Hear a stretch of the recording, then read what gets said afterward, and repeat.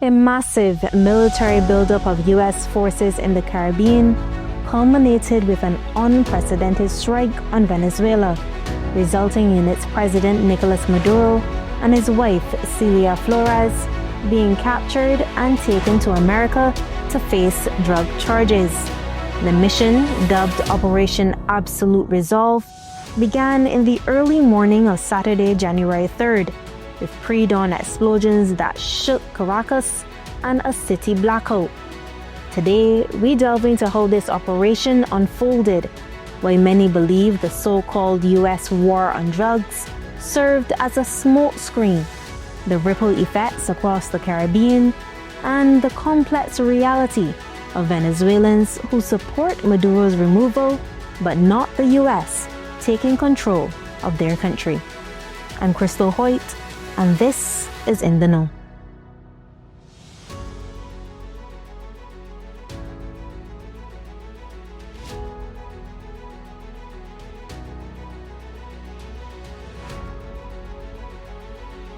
In the wee hours of the morning, the Americans cut the power in the capital of Venezuela, and darkness descended on Caracas. Then, loud explosions echoed across the city. At least 7 major explosions struck key locations: Fuerte Tiona, Venezuela's largest military complex in Caracas, La Carlota Air Base, Port of La Guaira, as well as military and government installations across Miranda, Aragua, and La Guaira states. Intelligence sources revealed that the elite Delta Force unit carried out the capture operation, noting that the Central Intelligence Agency, CIA, had operatives on the ground since August, tracking Maduro's movements and routines.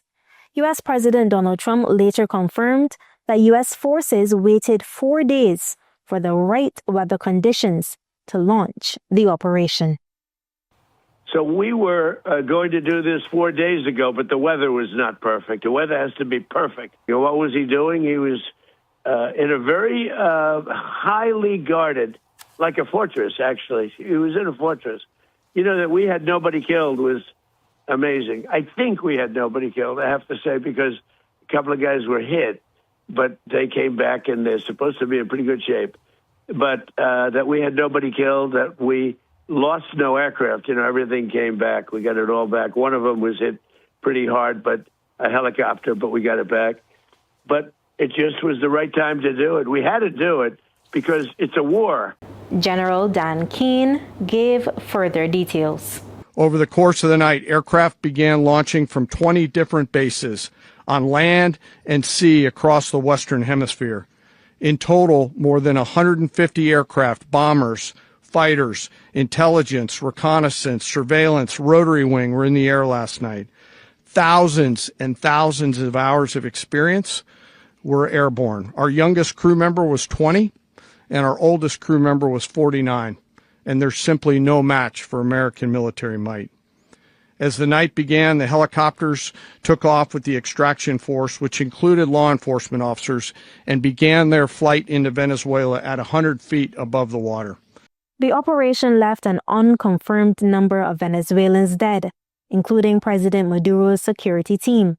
Venezuela's Defense Minister Vladimir Padrino Lopez stated that U.S. helicopters fired rockets and missiles in urban areas.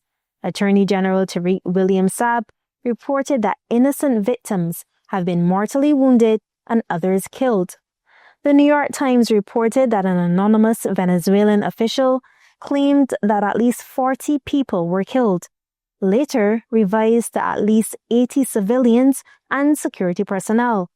President Trump claimed that many Cubans lost their lives protecting Maduro, but provided no specific numbers.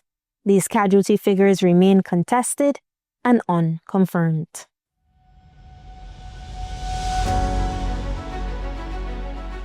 As the darkness gave way to daylight and the rest of the world began to rise, President Trump broke the news on Truth Social. He said, "The United States of America has successfully carried out a large-scale strike against Venezuela and its leader, President Nicolás Maduro, who has been, along with his wife, captured and flown out of the country. Here, Maduro can be seen in a grey tracksuit, blindfolded, wearing a flotation device and protective headphones, with a DEA agent beside him. Both he and his wife Celia Flores were taken to the USS Iwo Jima ship and then transported by air to New York.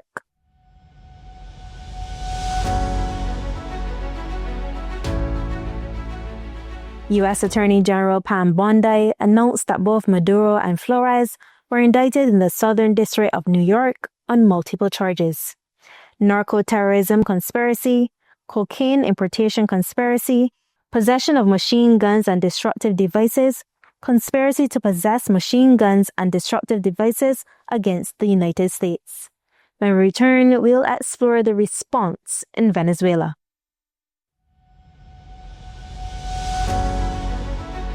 Que viva Venezuela libre, camarada. Que viva Venezuela de los patriotas, la Venezuela revolucionaria, la Venezuela de Chávez y la Venezuela de nuestro hermano presidente Nicolás Maduro Moro, camarada. Y ya que las instituciones internacionales dejen de ser alcahuetes y se hagan un pronunciamiento real, porque están masacrando un pueblo que lo que ha querido es justicia, un pueblo que ha luchado por una vivienda digna, un pueblo que ha ayudado por la alimentación, cuando nos quitaron todo lo de nuestros hijos. Hoy en día le decimos a esas instituciones internacionales que se pronuncian, porque ese gobierno norteamericano no es la policía del mundo. Hours after the strikes, Venezuelan Vice President Delcy Rodriguez appeared on state television. Exigimos la inmediata liberación del presidente Nicolás Maduro y de su esposa Celia Flores, único presidente de Venezuela. On Saturday, Venezuela's Supreme Court ordered Vice President Rodriguez to immediately assume all presidential powers in an acting capacity to guarantee administrative continuity and the comprehensive defense of the nation. The Venezuelan government issued a statement condemning the grave military aggression and declared a state of emergency. Defense Minister Padrino Lopez mobilized forces across the country. Venezuela immediately requested an emergency UN Security Council meeting. But it's important to note that this culminated years of tension between Venezuela and the United States, which set the stage for a sharp escalation in August 2025. That's when the U.S. significantly increased its military presence in Caribbean waters, guided missile destroyers, amphibious warships, a nuclear-powered submarine, advanced F-35 fighter jets, and more than 4,500 sailors and Marines were deployed in the Caribbean Sea. The U.S. State Department claimed it was a war on drug trafficking, but many questioned whether this was truly about narcotics or if the United States was simply trying to get its hands on the world's largest oil reserve. On August 7, 2025, the U.S. doubled its bounty on President Maduro to $50 million. This followed the designation of the Cartel de los Soles as a specially designated global terrorist organization. Today, the Department of Justice and State Department are announcing a historic $50 million reward for information leading to the arrest of Nicolás Maduro. Maduro uses foreign terrorist organizations like TDA, Sinaloa, and Cartel of the Suns to bring deadly drugs and violence into our country. To date, the DEA has seized 30 tons of cocaine linked to Maduro and his associates, with nearly 7 tons linked to Maduro himself, which represents a primary source of income for the deadly cartels based in Venezuela and Mexico. Cocaine is often laced with fentanyl, resulting in the loss and destruction of countless American lives. On September 1st, U.S. forces began targeting vessels they claimed were linked to drug trafficking. 11 people killed in the first strike alone. No arrests, no verification of cargo, just lethal force. By January 1st, 2026, at least 115 people had been killed in 35 strikes, according to the Trump administration's own figures. The administration claimed these were narco-terrorists, but provided no evidence of drugs recovered. Human rights groups called them extrajudicial killings. The Caribbean, historically known as a zone of peace, was on edge, with regional leaders calling for dialogue and a respect for international law at every turn. The CARICOM foreign ministers even wrote a letter to U.S. Secretary of State Marco Rubio, requesting consultation before any military action. But that went unanswered. In fact, the only time Washington consulted the Caribbean was to access Caribbean territory for surveillance operations. In late November 2025, U.S. Marines installed a sophisticated radar system at the A.N.R. Robinson International Airport in Tobago, just 7 miles from Venezuela. Trinidad and Tobago's Prime Minister Kamala Persad-Bissessar initially denied any U.S. military presence, then backtracked, confirming Marines were working on radar, runway, and road. The radar system, a ground-to-air task-oriented radar with a detection range exceeding 160 kilometers, placed Venezuelan airspace under direct U.S. surveillance. Earlier in 2025, the U.S. had approached Grenada with a similar request to install a temporary radar at the Maurice Bishop International Airport. Grenada's Prime Minister Deacon Mitchell, working with CARICOM, deferred the decision. Critics urged him to deny the request, fearing U.S. strikes were a pretext for war with Venezuela, a nation that has not done anything to Grenada. To date, the response, if there was one, remains unknown. By mid-December, Trinidad and Tobago announced it would allow U.S. military access to its airports for logistical purposes, supply replenishment, and personnel rotations. The military buildup intensified. Coming up, President Trump makes plans for Venezuela. Stay with us.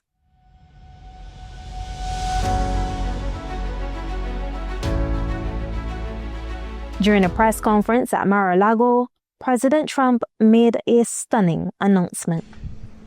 We're going to run the country until such time as we can do a safe, proper, and judicious transition. So we don't want to be involved with having somebody else get in, and we have the same situation that we had for the last long period of years. So we are going to run the country until such time as we can do a safe, proper, and judicious transition. And it has to be judicious because that's what we're all about. Trump said the U.S. will take control of Venezuela's oil reserves, the largest in the world, and recruit American companies to invest billions to refurbish the country's oil industry. He specified that U.S. troops would have a presence in Venezuela as it pertains to oil. But the next day, Secretary of State Rubio attempted to walk back Trump's language. We don't have U.S. forces on the ground in Venezuela. No, we don't have U.S. forces on the ground. Everyone knows. They were on the ground for about 2 hours when they went to capture Maduro. And I think what the president is saying is very simple, and that is, as president of the United States, he is not going to go around telling people what he's not going to do. He's not going to go around saying, I won't do this, I won't do that. Yes, I care about this issue, but I'll only go so far. He retains all this optionality. Rubio emphasized the U.S. would use its oil blockade and naval forces as leverage rather than direct governance. The world's reaction to Maduro's capture has been mixed, from praise to condemnation. Within the Venezuelan community, inside and outside of the country, the response was more complex.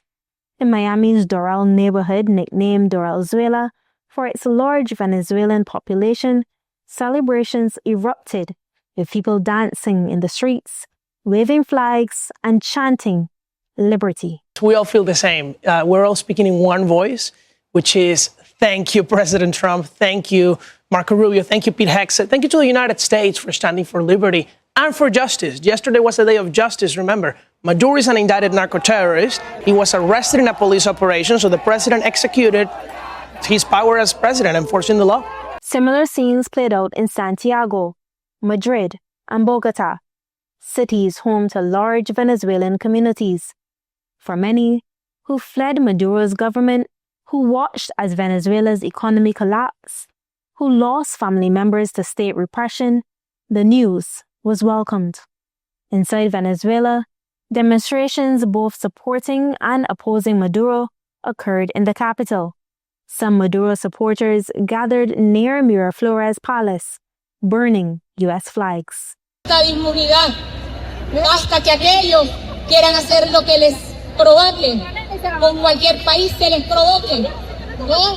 Venezuela es soberana, Venezuela es libre y Venezuela vencerá. Nosotros y nosotras exigimos la liberación inmediata del presidente constitucional y único presidente de nuestro país.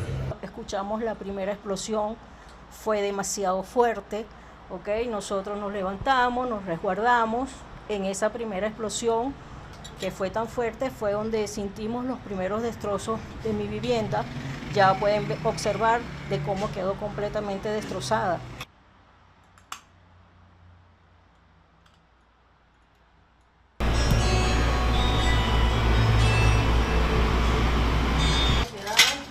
La explosión justo al frente de aquí de la casa. Y aquí podemos observar, si quieres acércate para que veas los autobuses y todo como quedaron allá. ¿Okay? Aquí podemos ver también.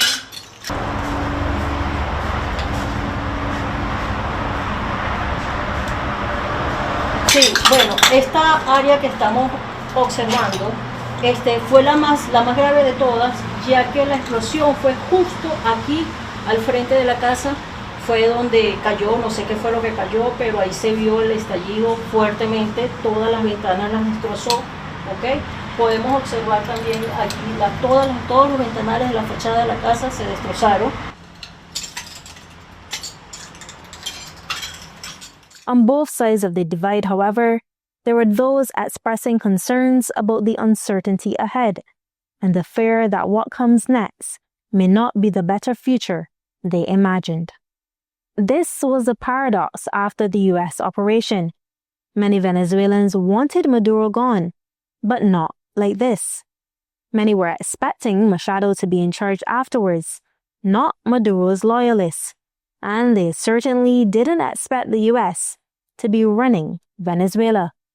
And beyond Venezuela's borders, anti-war protesters took to the streets in U.S. cities: Boston, New York, Chicago, San Francisco, Atlanta, Denver, just to name a few, braving rain and freezing temperatures to voice concerns about bloodshed and oil interests.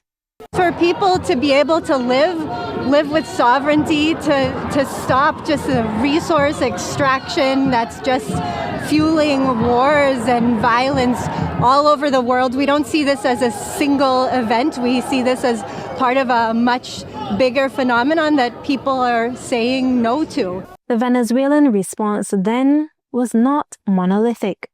There were celebrations in Doral, but protests in Athens. It was relief in Madrid that contrasted sharply with anxiety in Caracas. It was exiles weeping with joy and residents fearing what comes next. Both realities existed simultaneously, and both mattered. Here in the region, the operation delivered a severe blow to the notion of the Caribbean as a zone of peace. CARICOM leaders convened an emergency meeting before dawn on Saturday, and the following day, the CARICOM Bureau issued a statement. It underscored the fundamental principles of international law and multilateralism enshrined in the UN Charter, including sovereignty and territorial integrity, and calling for peaceful dialogue through diplomatic channels. Prime Minister Mia Mottley held a press conference at Elara Court, describing the situation as uncharted territory and confirming Barbados had been affected on multiple fronts.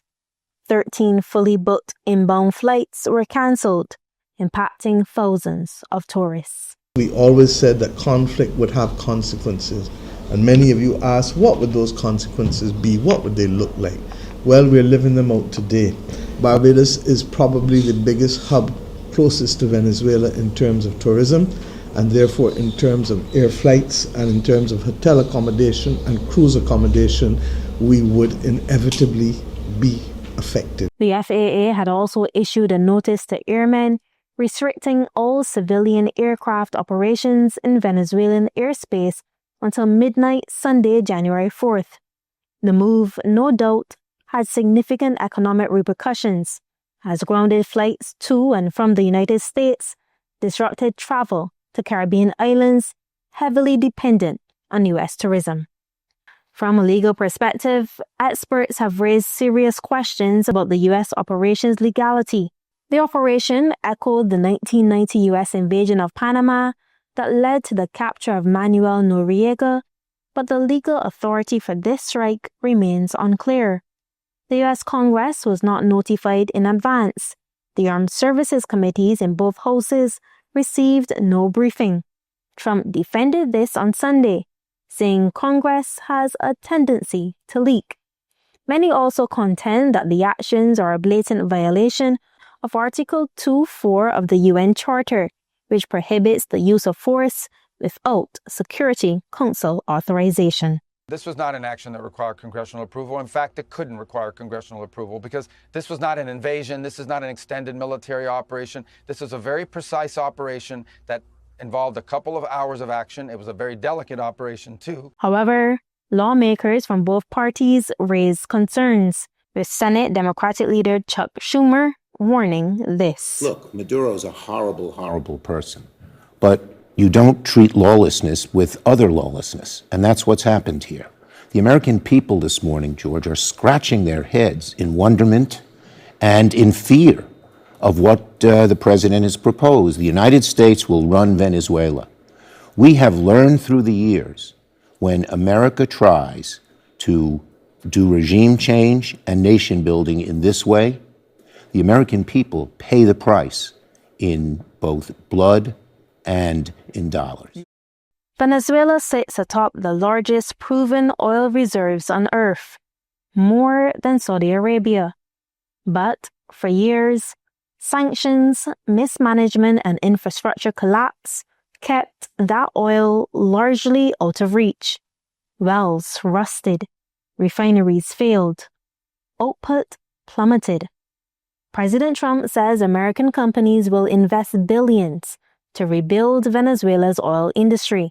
But critics argue this is not reconstruction. It is re-entry, a chance for U.S. energy giants to secure long-term access to reserves that could stabilize global oil markets, counter China and Russia's influence in Latin America, and reduce dependence on Middle Eastern supply at a moment of global volatility. And that is why many people are asking whether the so-called war on drugs was ever the central objective, or was it the legal framing for something far more strategic? For Venezuelans, this raises an uncomfortable truth. While many wanted Nicolás Maduro gone, after enduring years of repression, shortages, and economic collapse, few imagined that his removal would come through foreign bombs, foreign troops, and foreign control over the country's most valuable resource. Maria Machado, the 2025 Nobel Peace Prize laureate, an opposition leader, was dismissed by Trump, who said she doesn't have the support or respect to govern Venezuela. Tonight, power in Venezuela rests not with the people, nor with the opposition they rallied behind, but with Maduro's own vice president, under the shadow of U.S. military might and American oil interests dictating terms. A familiar story unfolding once again. I'm Krystal Hoyte. Thank you for joining me.